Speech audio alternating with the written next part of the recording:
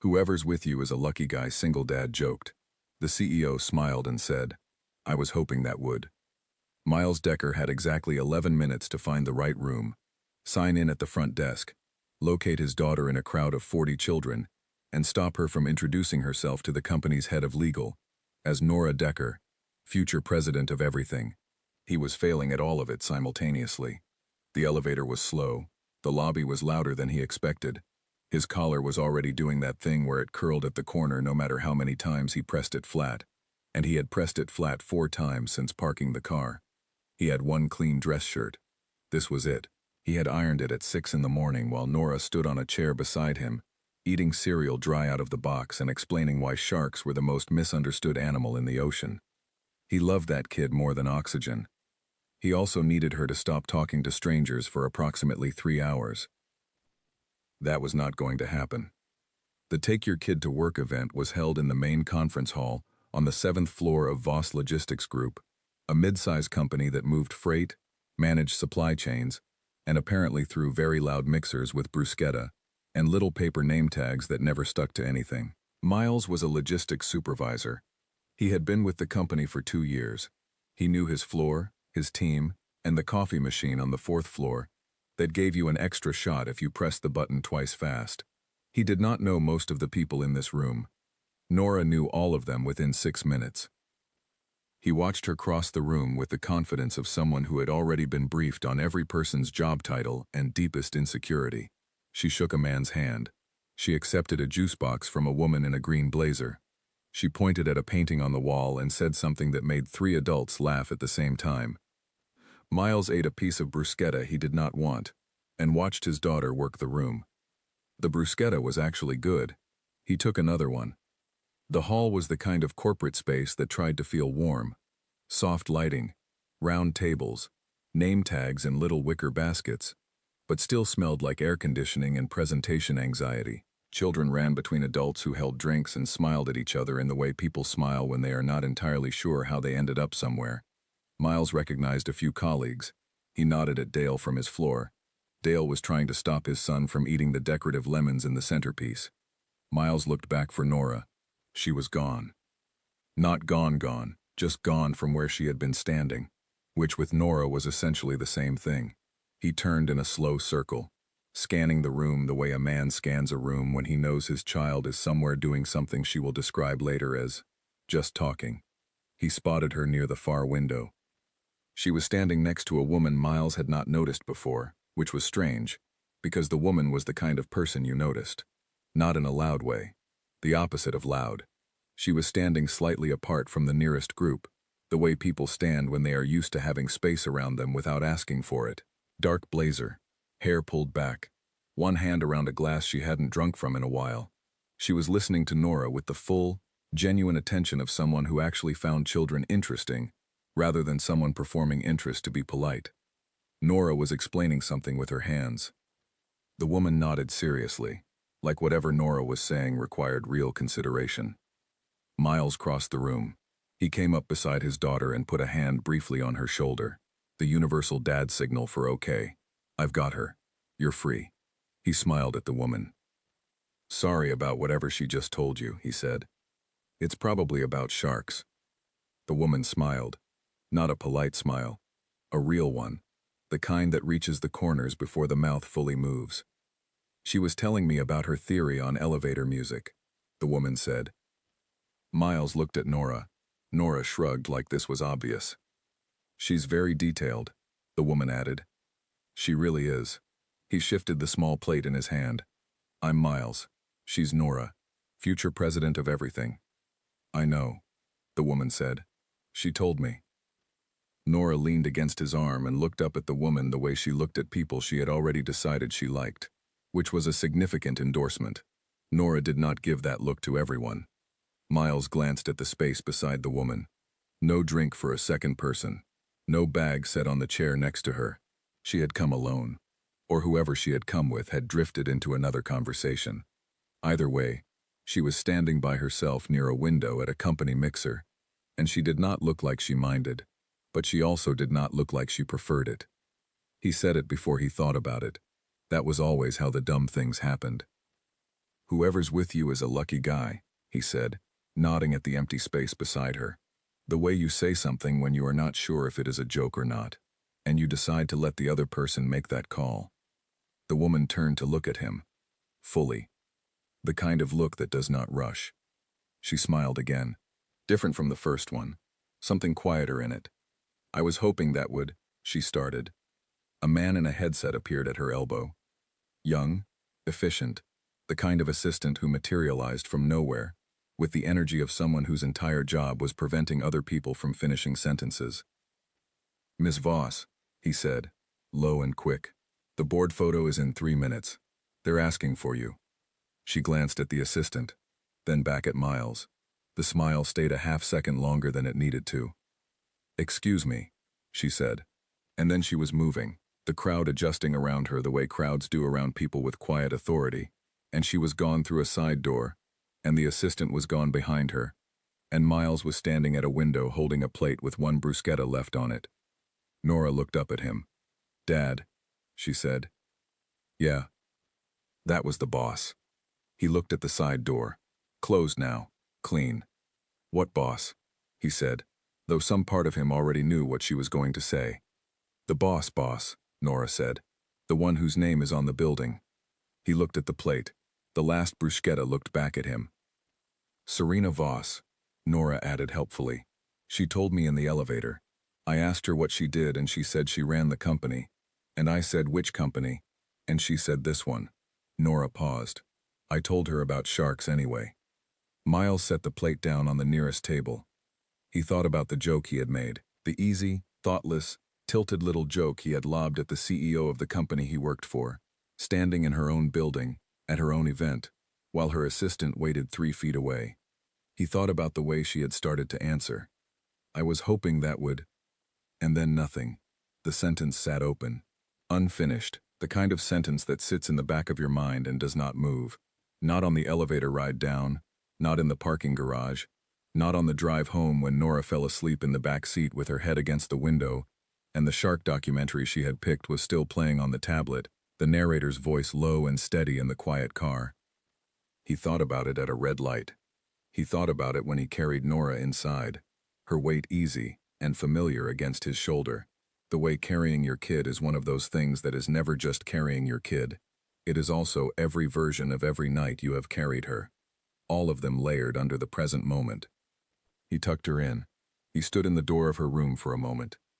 Then he went to the kitchen and made himself a cup of coffee he did not need at 9:30 at night, and sat at the table and thought about an unfinished sentence from a woman whose name was on the building. The coffee got cold. He did not notice. There were things Miles Decker understood well. He understood freight routes and logistical gaps. He understood that his daughter's socks never matched and it was not worth the fight. He understood that single parenting was not a hardship you complained about. It was a life you built with whatever you had. And what he had turned out to be enough, most days, in most ways, except for the particular kind of quiet that came after Nora went to sleep, and the apartment had no more noise in it except the refrigerator hum, and whatever he put on television that he was not really watching. He did not understand what Serena Voss had been about to say. He thought about it for a long time. The refrigerator hummed. He still did not understand. But he thought about it anyway. Miles was not a man who expected things to go his way. That was not bitterness. It was just math. The divorce had been 4 years ago, clean in the legal sense, complicated in every other sense, and he had come out of it with Nora's full custody, and a 1-bedroom apartment he turned into a 2-bedroom, by building a wall with his own hands over a weekend, while Nora sat in a laundry basket and handed him tools she named incorrectly. He had come out of it knowing how to do a lot of things alone that he used to do with someone beside him. He had also come out of it knowing what it cost to want something and be wrong about it. So he did not decide anything that night in the kitchen. He finished the cold coffee. He rinsed the cup. He went to bed. But the sentence stayed. I was hoping that would. Would what? He could not fill in the end of it with any confidence. He was a logistics man. He needed the full route. He needed to see where a thing was going before he committed to following it. The sentence gave him nothing. Just an open road and the shape of a smile that had stayed a half-second longer than it needed to. He closed his eyes. The refrigerator hummed. Nora talked in her sleep sometimes. Just sounds, not words. Little murmurs of whatever she was working through in her dreams. He could hear her through the thin new wall. It was a good sound. He listened to it until he fell asleep. 3 days later, he got an email about a cross-departmental project team, Logistics Restructure Initiative, 8 weeks, 2 meetings per week. His name was on the list. He read the list of team members twice. At the bottom, listed last, in the same font as everyone else, S. Voss, Executive Lead. He stared at it. He closed the email. He opened it again. He stared at it some more. Then he went to the coffee machine on the 4th floor and pressed the button twice fast for the extra shot, and stood there while it ran, and thought that whatever came next, he was going to need to get better at finishing sentences before someone else's finished him. The first meeting was on a Tuesday, Conference Room B on the 6th floor, which was a different floor from Miles's usual territory and had better chairs. He noticed the chairs immediately. He was the kind of person who noticed things like that, not because he cared about furniture, but because he was always trying to understand the logic of a space, why it was arranged the way it was, what it said about the people who used it. This room said, "Decisions happen here." There were 8 people on the project team. Miles knew 2 of them, Dale from his floor, who had finally defeated the decorative lemon situation, and a woman named Carol from procurement, who brought her own tea bag to every meeting and never explained why. The other 5 were from departments Miles rarely crossed into: finance, operations, strategy.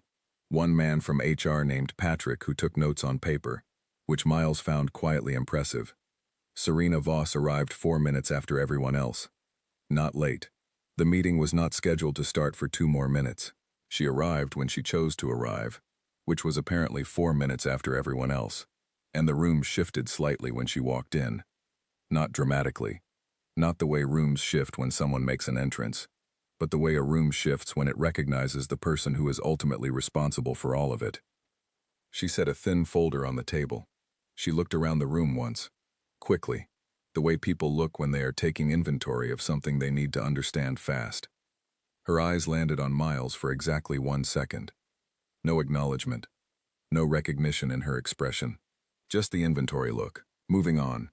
He thought, she probably talks to 100 people a week. She probably does not remember a bruschetta joke from a mixer 3 weeks ago. Then she sat down and opened the folder and said, "Let's talk about what's broken," and the meeting began. She was different in here.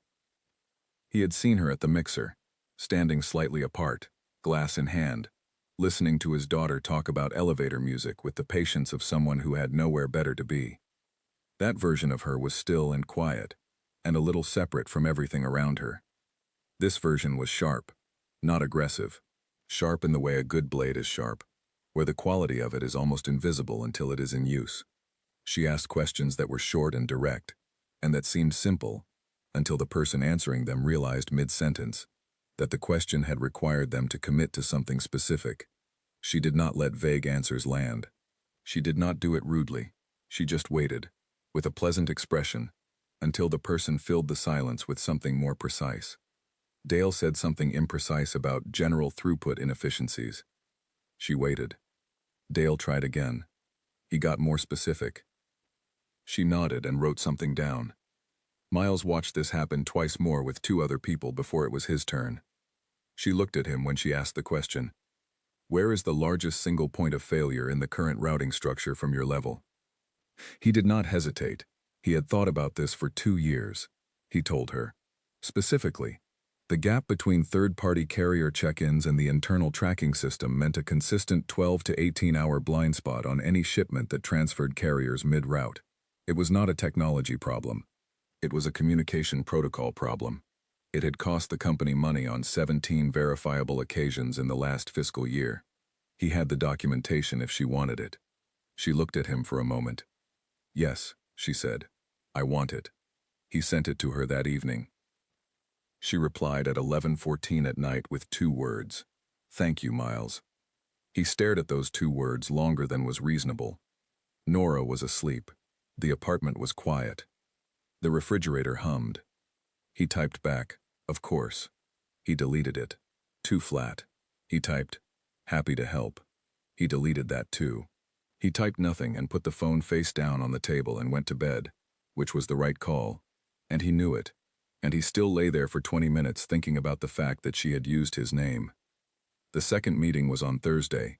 She was already there when he arrived, which was 3 minutes early. She was reading something. She glanced up when he came in.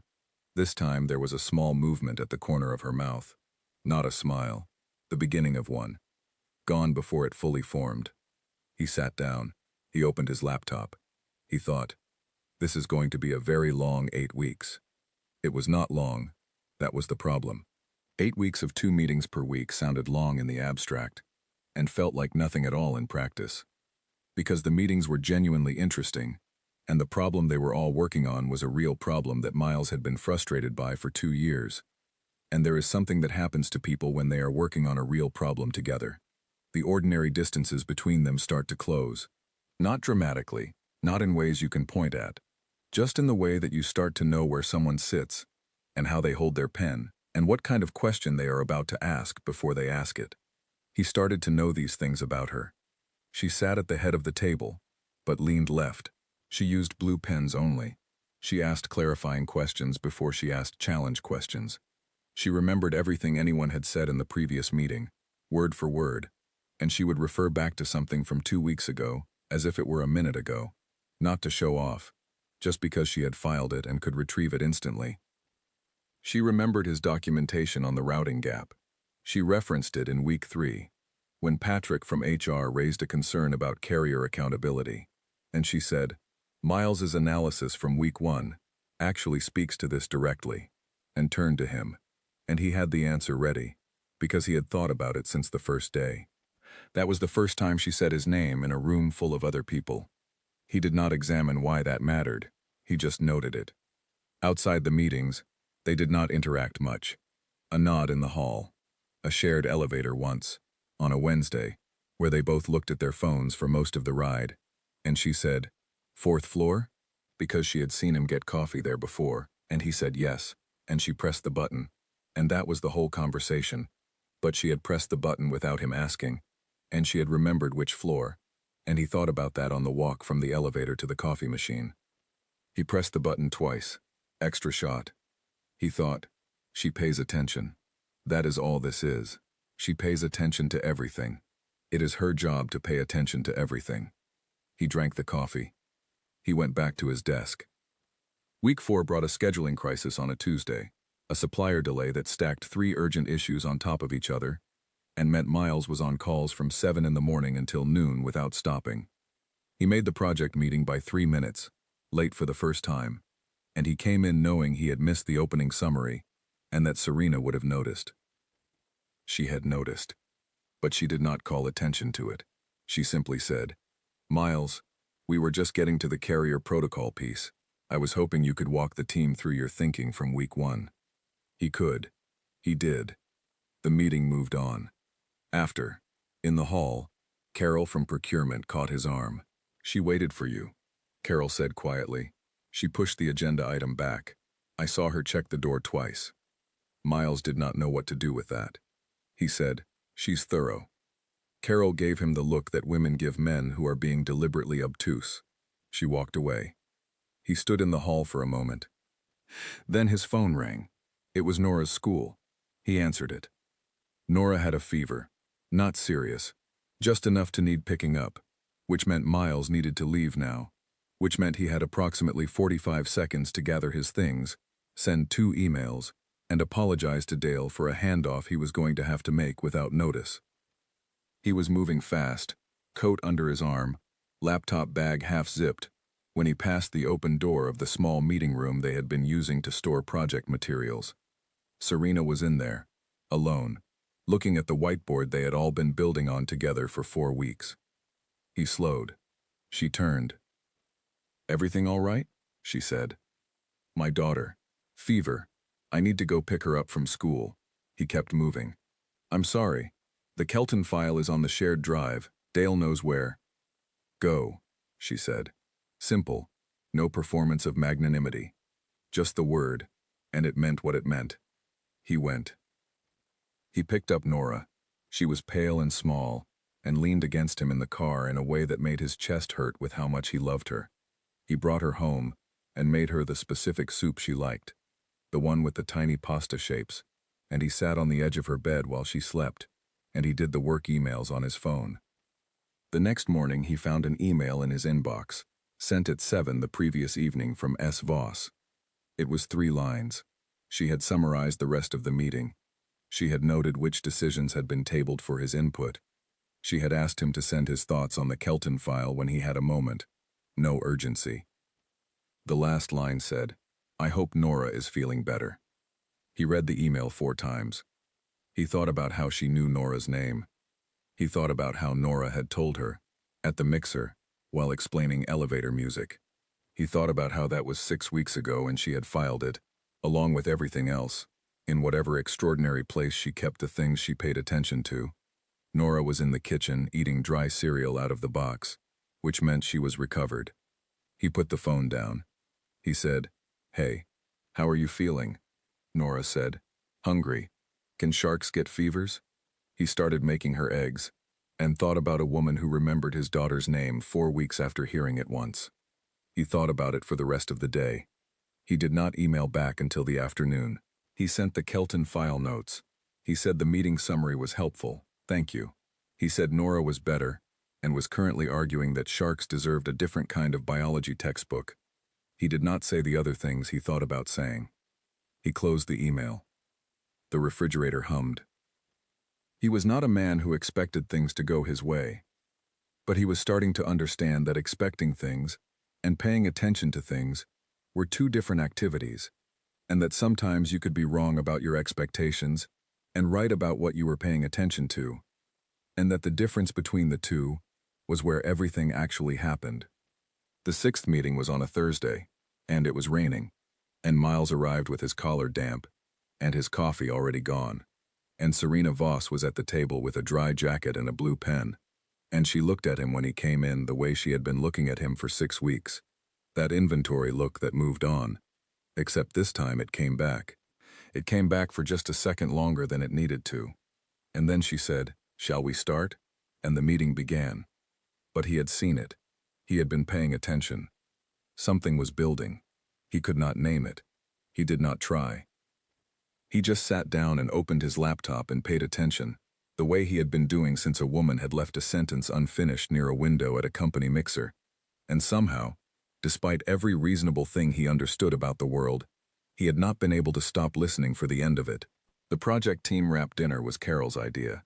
She sent the email on a Wednesday, the week before the final meeting, with the subject line, "We survived 8 weeks together, let's eat," and a list of 3 restaurant options ranked by distance from the office. The team voted.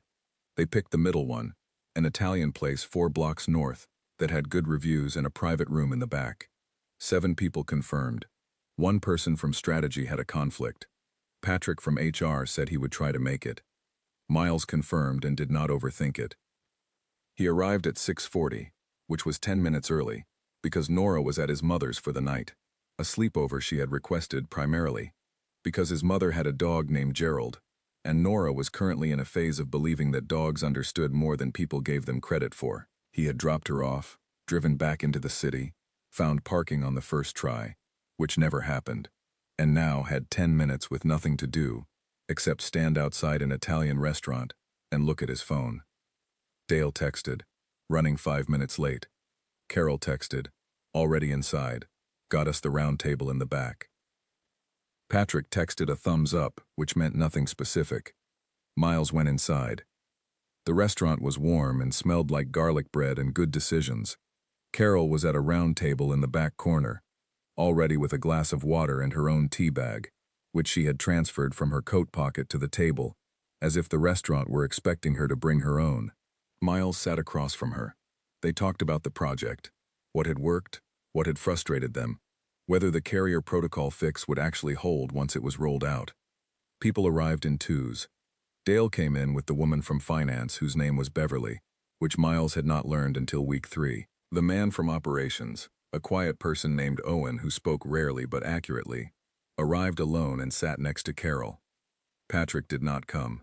He sent a second thumbs up, which also meant nothing specific. Serena Voss arrived at 7:05. She had changed from her work clothes. Not dramatically. It was still a blazer, still clean lines. But there was something slightly different about it. Something that said, this is the version I wear when I have chosen to be here, rather than the version I wear when I am expected to be here. Miles noticed this without meaning to. He noticed it the way you notice a change in the weather, not because you went looking for it, but because your body knows before your mind does. She sat at the round table. The chair between Miles and Beverly was the open one. She sat in it. Sorry, she said to the table. I had a call that ran long. You're here now, Carol said simply, and handed her the bread basket, and that was that. The dinner was easy. That was the thing about 8 weeks of working on a real problem together. It burns away most of the awkwardness that slows people down in social situations. They already knew who interrupted, who listened first, who deflected with humor. They ate. They told stories from the project. Beverly told a story about a spreadsheet error in week 2 that had briefly made it look like the company was hemorrhaging money on staplers. Owen said, without smiling, that it had been the most frightened he had ever been.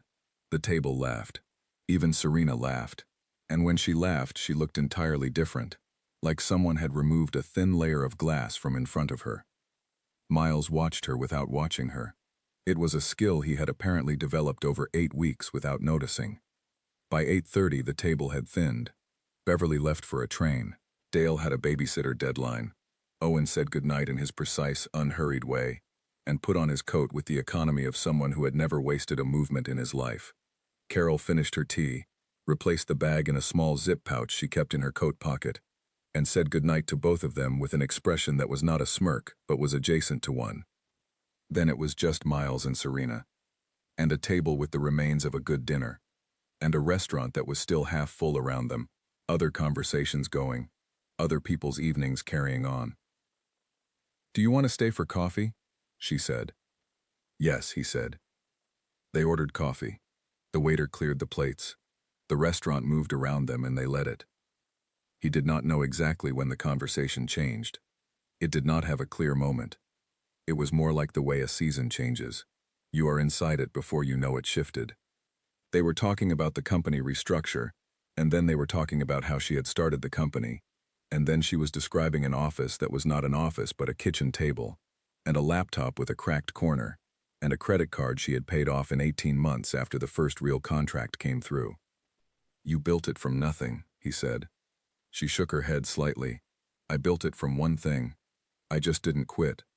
She said it without drama, the way people state facts they have already examined from every angle and made peace with. He believed her completely. He also recognized the particular weariness underneath it, the kind that belongs to people who have been carrying something heavy for so long that they have forgotten what it felt like to put it down. He said, How long have you been running it? 12 years, she said, 11 of which I was also trying to prove to people who doubted it that it was worth running. And the 12th? She considered. The 12th. They stopped doubting and started watching, which is different, not easier. He thought about that. What's the difference? Doubt gives you something to push against, she said. When they stop doubting, you're just standing in the open. No wall to lean on. He understood that. He had not expected to, but he did. He told her about the year after the divorce. Not all of it, the smallest version. He told her that Nora had cried every night for 6 months, and that he had sat on the floor outside her door and not known what else to do, so he just stayed there. He told her that staying had felt useless at the time and had turned out to be the only thing that mattered. She was quiet for a moment. You stayed, she said. I stayed. That's not small, she said. He looked at her. She was not performing comfort. She was not offering the kind of reassurance that people offer when they want you to feel better so that you stop needing something from them. She was saying it because she meant it, and because she understood something about what staying costs. He wanted to ask her what she understood about that. He did not. She told him about her mother. She did not say a great deal. She said her mother had been sick for 2 years before she died, and that during those 2 years Serena had run the company and managed the medical appointments, and made decisions on both fronts simultaneously, and that she had not fully stopped doing any of that for long enough to sit with what was happening. and that by the time it was over, she was very good at managing things and very bad at not moving. She looked at her coffee cup when she said it, not at him. "I don't sleep well," she said. "I haven't since she died. I run through everything. The company, the decisions, the things I should have said in the last 2 years." She paused. "I've gotten quite good at functioning on very little rest." He did not say that was terrible, which would have been true. He did not say she should take care of herself, which she would have heard 10,000 times. He did not offer a solution, or a resource, or a recommendation. He said, "That makes sense." She looked up from the coffee cup. "Nobody says that," she said quietly. "It makes sense," he repeated. "You were moving to keep from sitting still in it. Now the emergency is over, and the motion hasn't stopped yet. That's not a failure. That's just what happened." She looked at him for a moment, in a way he couldn't fully read. "Yes," she said. "That's exactly what it is." The restaurant had gotten quieter around them. The waiter had refilled the water glasses twice without being asked. The candle on the table was burning low. Miles did not know what time it was. He did not check. They talked about small things after that. Nora's ongoing theory that Gerald the dog was actually a philosopher. The specific problem with elevator music that Nora had apparently identified at the mixer and shared with Serena in full detail. He had not known the details. He learned them now. Nora's theory was that elevator music was designed to make people forget they were uncomfortable, and that forgetting discomfort was not the same as not having it. "She's 7, Miles said. "She's 7, Serena agreed. "And she's right." The waiter came with the bill. Serena reached for it. Miles reached for it at the same moment. Their hands did not touch. She got it cleanly. He let her have it without the performance of arguing about it, which she seemed to appreciate. Outside it had gotten cold. The street was clear, not many people. The city at 9:45 on a Thursday had a particular kind of energy. Not empty, not full, just itself. He walked her to the garage on the next street where she had parked. He had parked 3 streets the other direction, but it did not occur to him to say so. They stopped at the entrance. She looked at him. "The joke," she said. "Yeah," he said. "At the mixer." "Yeah." She took a breath. The same breath she had taken that evening before the assistant appeared, before the sentence ended without ending. "I was hoping that would give me a reason to talk to you," she said. "I'd seen you once before, outside Nora's school. 6 months before the mixer. You were reading to her in the rain. You had the umbrella over her." He did not say anything. "I told myself it wasn't relevant," she said. "I'm good at that. Deciding things aren't relevant." He looked at her. "Was it relevant?" She almost smiled. "You made a joke at me in my own building and I started answering it before I thought about whether I should. And then you stopped. And then Andrew appeared with a headset," she said. "Andrew." The assistant's name was apparently Andrew. "I've thought about that sentence for 8 weeks, Miles said. "So have I," she said. The cold was real now. He should have been cold. He was not particularly. "I don't know what comes next," she said. And it was honest, in the way that only things said to the right person at the right moment are honest. "This isn't. The situation is complicated. You work for this company. I run it. There are things to think about." "I know," he said. "I've thought about them too." "And?" He considered. "And I think," he said, "that the things worth thinking about are worth thinking about, not worth running from." She looked at him for a long moment. She said, "That is either very wise or very inconvenient." "Probably both," he said. She laughed. That real laugh, the glass-removed version. He thought, there it is. She said goodnight. She went into the garage. He stood on the street for a moment, and then walked back toward his own car 3 streets away, and the city was cold and clear, and he was not thinking about logistics, or routing gaps, or 8 weeks of careful, circling proximity. He was thinking about a woman who watched a man read to his kid in the rain and told herself for 6 months that it was not relevant. He was thinking about what it cost to finally say, it was. He walked to his car. He drove home. He sat in the parking spot outside his building for 4 minutes before he got out, which felt like the right amount of time. The apartment was quiet without Nora. Different kind of quiet than usual. He did not mind it tonight. The following week moved the way weeks move when something has changed but nothing has officially changed. Slowly in the moments and too fast overall. Miles went back to his regular floor, his regular desk, his regular coffee machine. 4th floor. Button twice. The project was technically over.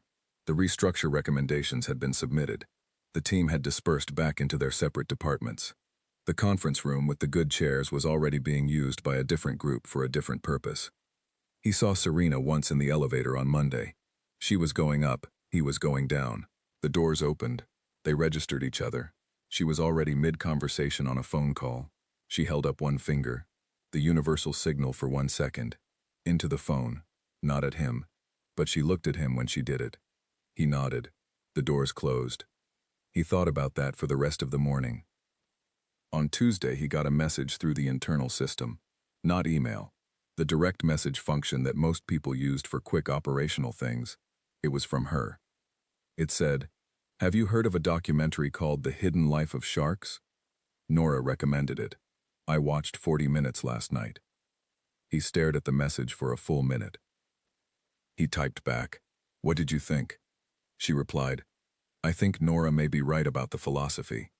He laughed at his desk, alone, quietly, in the way people laugh when something catches them off guard, and there's no one around to see it, which is often the realest kind of laugh there is. He replied, "I'll tell her. She'll be insufferable about it." 3 dots appeared, disappeared, appeared again. "Good," she wrote. He put the phone face down. He smiled at his desk. Dale walked past, looked at him, looked away diplomatically, which Miles appreciated. He was not a man who had planned for any of this. He had not planned for the joke, or the unfinished sentence, or the 8 weeks, or the dinner, or the parking garage conversation, or the documentary message, or any of it. He had planned for Nora's school run, and the grocery list on the refrigerator, and the logistics documentation for the Kelton file. He was a man who planned for things he could manage. This was not a thing he could manage. He was starting to accept that.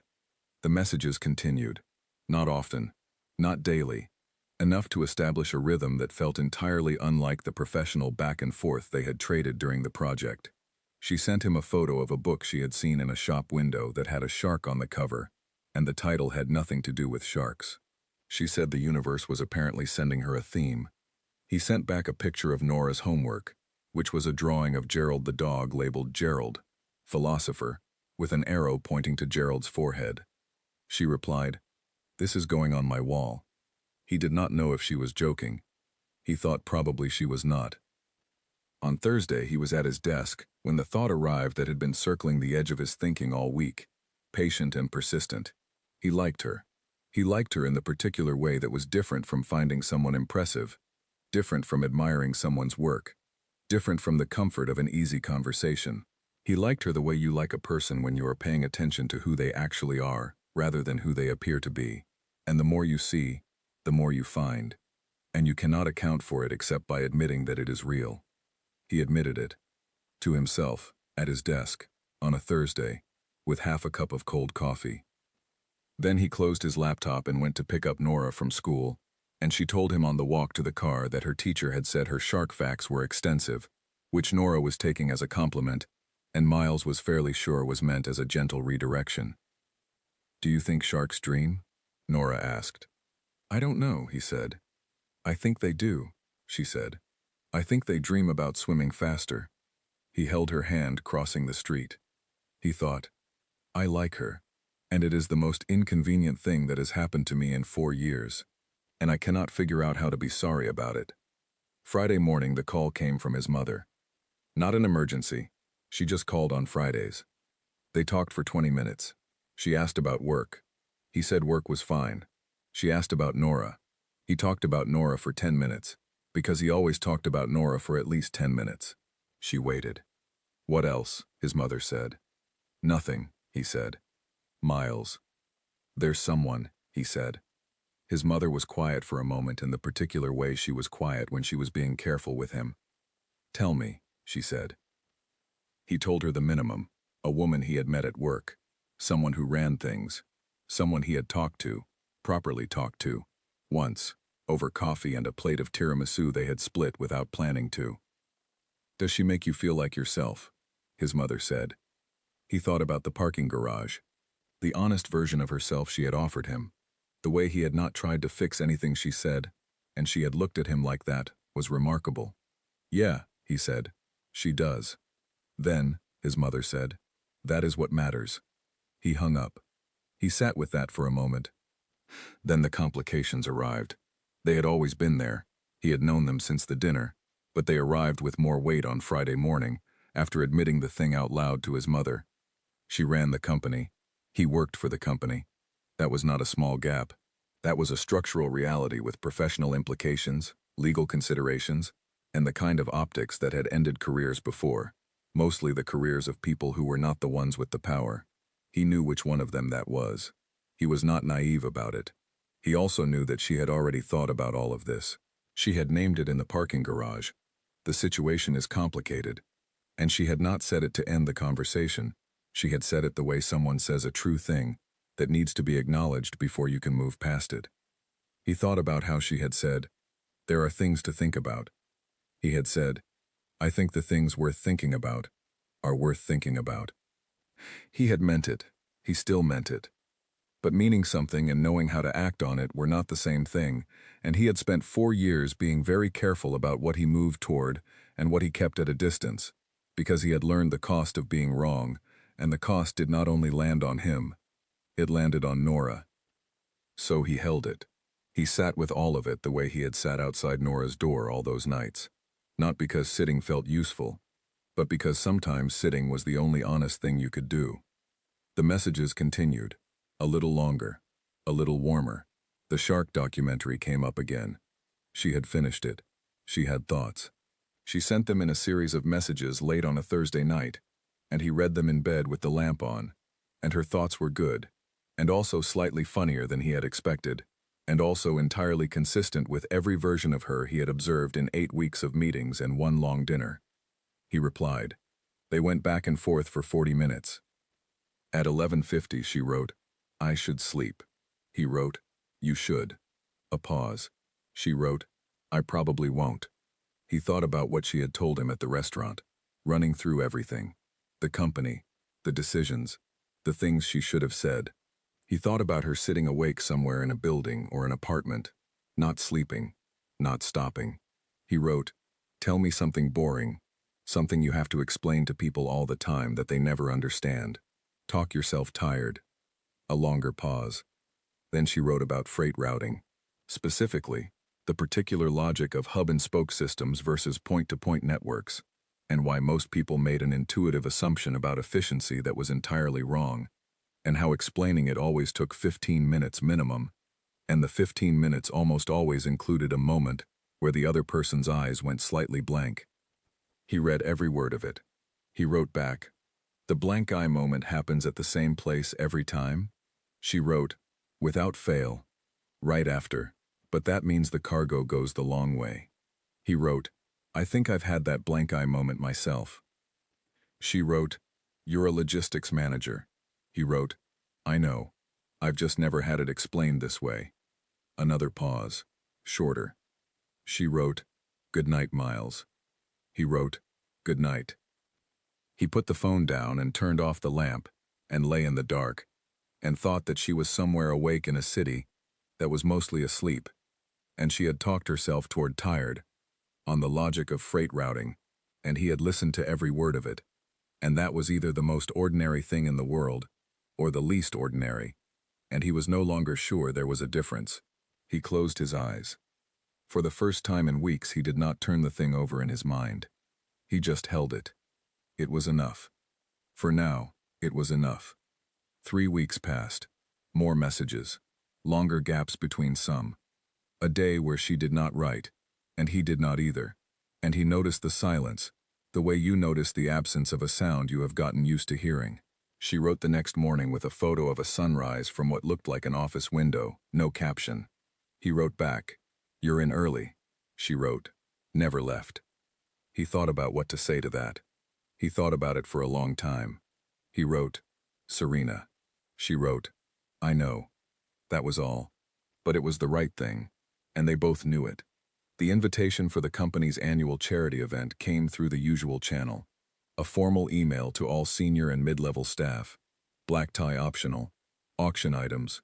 The kind of event that existed at the intersection of corporate culture and genuine good intention. Miles read it. He filed it. He did not immediately decide whether to go. Nora decided for him. She found the invitation on the kitchen table. He had printed it for some reason he could not now remember, and she read it with the focus she brought to anything she considered official documentation. "You should go," she said.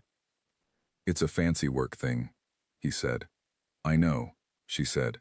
"You should go." He looked at her. 7 years old, cereal in hand, the unshakable conviction of someone who had already made this decision and considered it settled. "Why?" he said. She put the cereal box down. She looked at him with the particular patience she deployed when she thought he was being deliberately slow. "Because sometimes," she said, "you have to show up to the thing." He stared at her. "Wear the blue tie," she added. "It makes you look like you tried." He wore the blue tie. It was slightly the wrong shade for the shirt. He wore it anyway. The venue was a hotel ballroom 2 blocks from the Voss Logistics Group building. The company had rented the entire ground floor.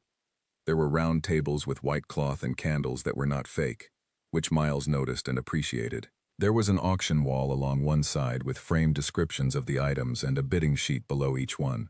There was a bar, well stocked and not cheap, and a string quartet in the far corner playing something that Miles did not recognize but that sounded like someone had decided that music should feel like a room being made ready for something. He arrived at 7. Not early, not late. He checked his coat. He got a drink. Something simple. Not because he was nervous, or not only because he was nervous, but because a clear head felt like the right instrument for the evening. He did not know what he expected. He moved through the room. He talked to Dale, who had brought his wife, a calm and observant woman named Paula who shook Miles's hand and said she had heard a great deal about him. He talked to Beverly from finance, who was in a deep green dress and looked entirely different from the version of her that sat across a conference table, disagreeing with spreadsheet models. Owen from operations was there, standing near the auction wall with a glass of water, studying the items with the same precise attention he brought to everything. Miles stood beside him for a moment. "Anything good?" Miles asked. Owen considered.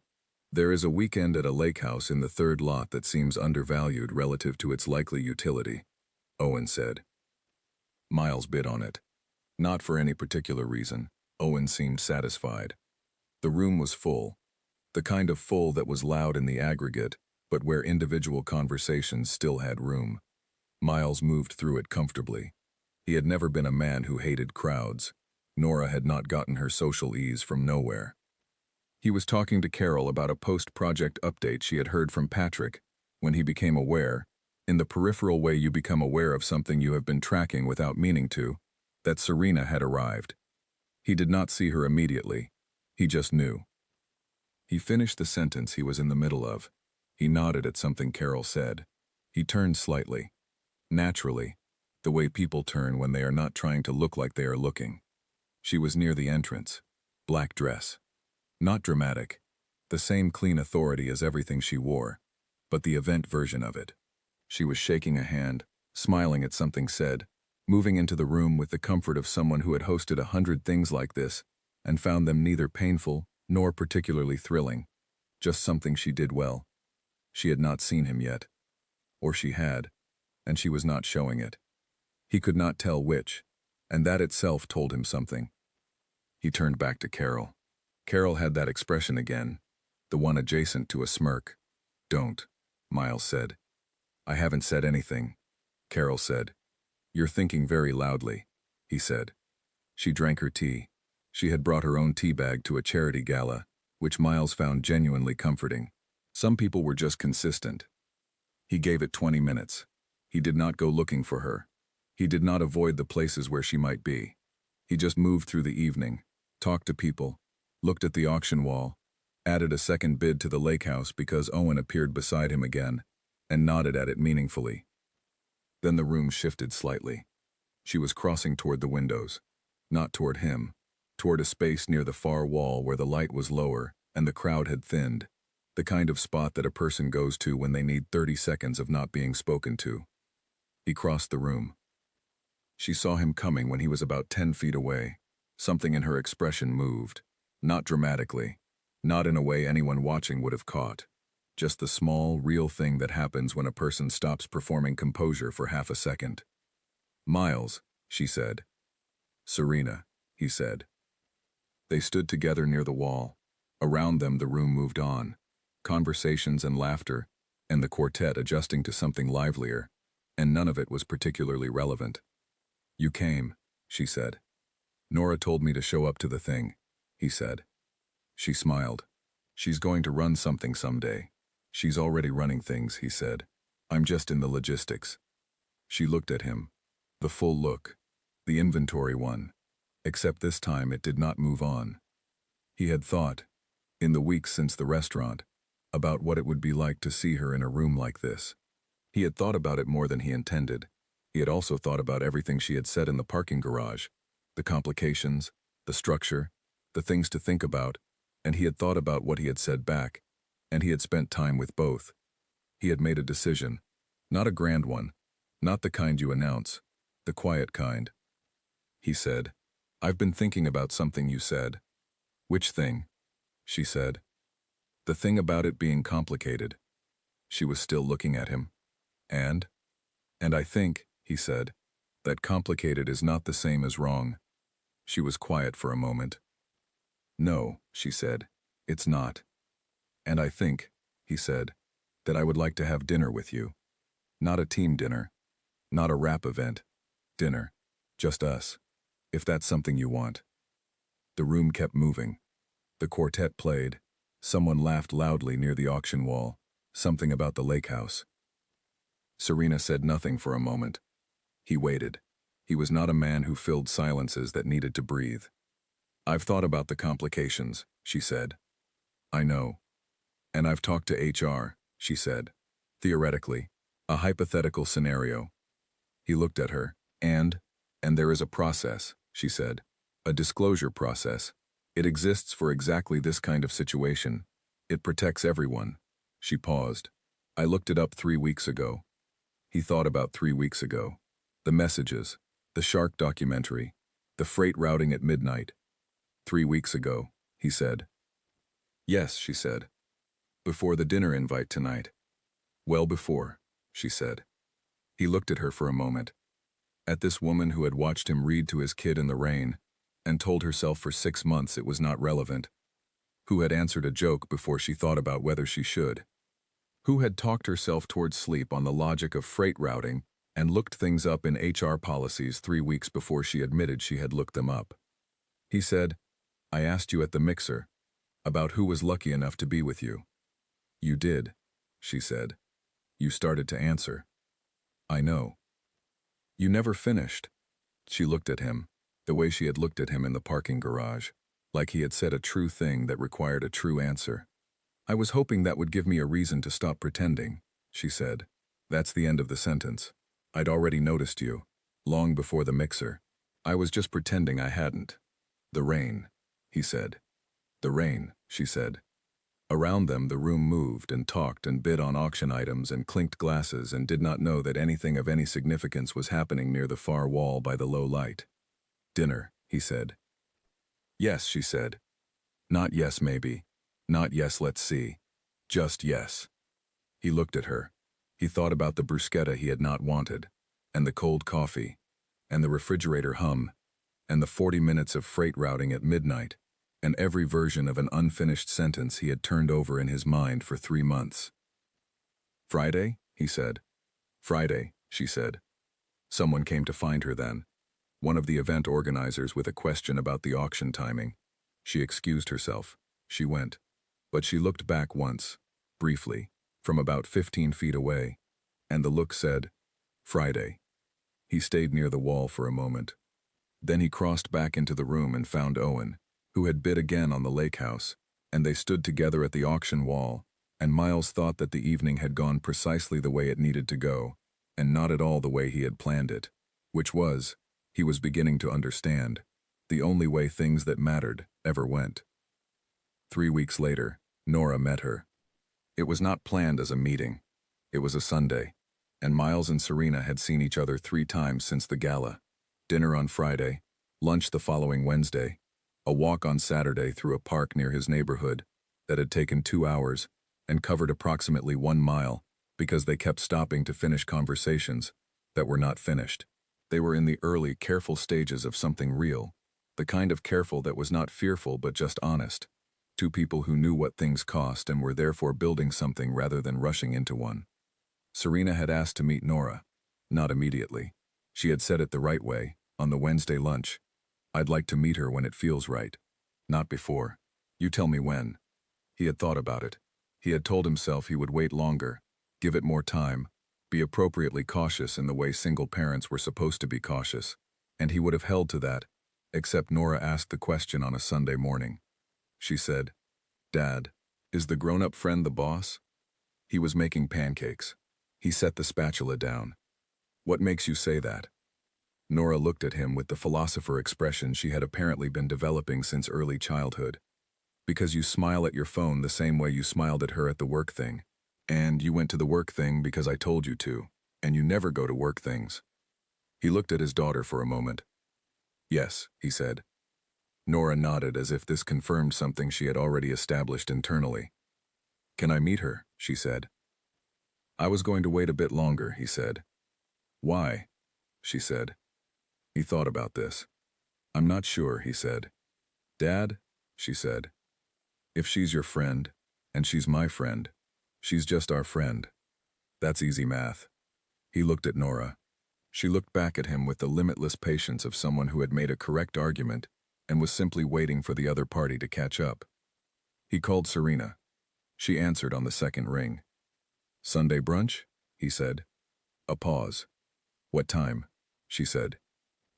They met at a place near Miles's neighborhood, a small restaurant that did good eggs and had paper on the tables that kids could draw on. Nora was already drawing by the time Serena arrived. She was drawing Gerald the philosopher dog in a variety of academic settings. Serena sat down across from Nora. "You're the shark person," Nora said immediately. "You're the elevator music philosopher," Serena said. Nora looked at her father. The look said, "She knows about the elevator music theory." The look also said, "I approve." She handed Serena a crayon, the brown one, which was the only one left, because Nora had already claimed the rest. Serena accepted it. She drew something on her corner of the paper. It was a small shark, not very good, with a thought bubble above it. Inside the thought bubble she had written, "I should have gone faster." Nora looked at it. She looked at Serena. "Gerald would say that," Nora said, "if Gerald were a shark." "I thought that was the point," Serena said. Nora picked up her orange crayon and began adding to the drawing without another word, the way children accept people into their world, when the acceptance is unconditional and complete and does not need to be discussed. Miles sat across from both of them. He watched his daughter share her crayons with the woman who ran the company he worked for, who had looked up HR disclosure policies 3 weeks before admitting she had feelings, who did not sleep enough and had built something from a kitchen table and a maxed-out credit card, who had watched him read to Nora in the rain and told herself for 6 months it was not relevant. He thought about the mixer, the bruschetta, the joke. He thought about how the joke had been a door, and he had not known it, and she had seen it, and started walking through it, before he had finished knocking. The food came. They ate. Nora explained the shark drawing to Serena in detail. That was not brief. Serena listened with the full, genuine attention Miles had first noticed at the mixer. The attention that was not performance. That was just who she was. A person who paid attention to things. She paid attention to Nora. Nora told her about Gerald's philosophical positions, about elevator music, about the time Miles had tried to build a bookshelf, and it had listed significantly to the left, and Nora had decided it was an artistic lean, and refused to let him fix it. "It's still leaning?" Serena said. 15 degrees, Nora said. "Dad measured it." Serena looked at Miles. "Of course you measured it," she said. "I needed to know how bad it was," he said. "And?" Bad, he said. Artistic, but bad. She laughed. Gerald the real dog, 60 miles away at his mother's house, was probably dreaming about swimming faster. After brunch, on the sidewalk, Nora took Serena's hand without announcement or ceremony, the way children take hands when they have decided the hand is available and they would like to hold it. They walked back to the car like that, Nora in the middle, holding both their hands. Miles looked ahead at the street. He did not say anything. He did not need to. The granola bar happened later, in the car, when Nora reached into her coat pocket and produced a granola bar that was half-eaten and wrapped loosely in its own wrapper, and offered it to Serena with the sincerity of someone offering something of genuine value. Serena took it. She ate the second half without hesitating. Nora looked satisfied. On the drive home, after they had dropped Serena off and Nora had settled into her seat with her tablet and her shark documentary, Miles looked at the road ahead. He thought about all of it, every unlikely step of it. A joke, an unfinished sentence, a child who talked to the boss about elevator music and handed over a granola bar with the confidence of an heiress. He had not expected any of it. He had also, he now understood, been exactly the right person to receive all of it. A man who knew how to stay, who knew how to wait outside a door until the crying stopped, who pressed a coffee button twice and ate bruschetta he didn't want, and kept the 15-degree artistic lean in his bookshelf because his daughter said so. A man who paid attention. She had recognized it in the rain, 6 months before they met, before the joke, before the sentence, before any of it. She had recognized it and told herself it was not relevant and had been wrong, which was, Miles thought, the most honest thing about the whole story, that even the woman who remembered everything, and paid attention to everything, and looked things up in HR policies 3 weeks early, had needed 6 months to admit that some things are relevant, whether you decide they are or not. Some things find you, even when you are not looking. Even when you are standing near a window at a company mixer, holding a glass you haven't drunk from, listening to a 7-year-old explain elevator music, with the patience of someone who has nowhere better to be. Nora fell asleep before they were home, her head against the window, the shark documentary still playing, the narrator's voice low and steady. Miles drove. The road was clear. He smiled at it. He had not planned for any of this. He had planned for the grocery list and the school run and the Kelton file documentation. He had planned for the careful, sufficient life he had built with his daughter, in an apartment with a leaning bookshelf and a coffee machine he had learned to press twice. He had not planned for a woman who watched him in the rain and waited 6 months and answered a joke before she decided if she should. He had not planned for Friday dinner. He had not planned for the granola bar. Some things, he thought, you did not plan for. Some things you just showed up to, the way Nora had told him to show up. With the slightly wrong tie, and the clean shirt, and the willingness to be in the room when the thing happened. That was all. That was everything. He drove home. He carried Nora inside. He stood in the door of her room. Then he went to the kitchen and made himself a cup of coffee, and this time he drank it while it was still warm, and outside the city was ordinary and alive, and inside the refrigerator hummed its steady, familiar note, and it sounded, tonight, almost like music.